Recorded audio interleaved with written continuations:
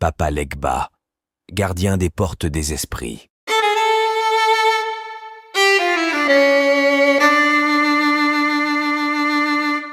Il y a bien longtemps, au commencement du monde, les Loa cherchaient un moyen de communiquer avec les humains. Le monde spirituel était séparé du monde physique par un voile impénétrable, et les Loa ne pouvaient interagir directement avec les vivants.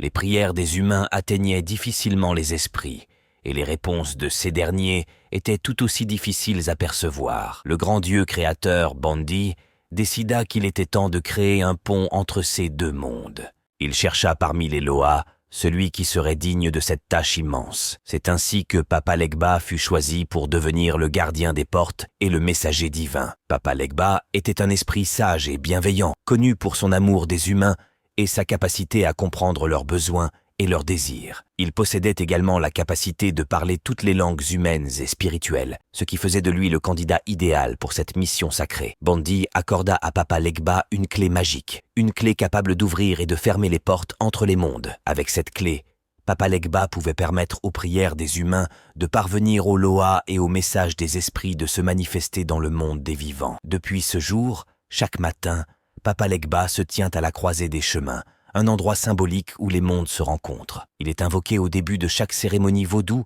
pour ouvrir les portes de la communication spirituelle. Les pratiquants lui offrent des cadeaux, comme du tabac, du rhum ou des friandises, et chantent des prières pour demander son aide. Papa Legba est souvent représenté comme un vieil homme portant un chapeau de paille et une canne, parfois accompagné d'un chien. Il est à la fois un protecteur et un guide, aidant les âmes perdues à trouver leur chemin et facilitant la connexion entre les humains et le divin. Grâce à Papa Legba, les barrières entre les mondes furent levées, permettant une communion harmonieuse entre les esprits et les vivants. Son rôle est essentiel dans le vaudou, car sans lui, la communication avec les Loa serait impossible et les rituels n'auraient pas le même pouvoir et la même signification.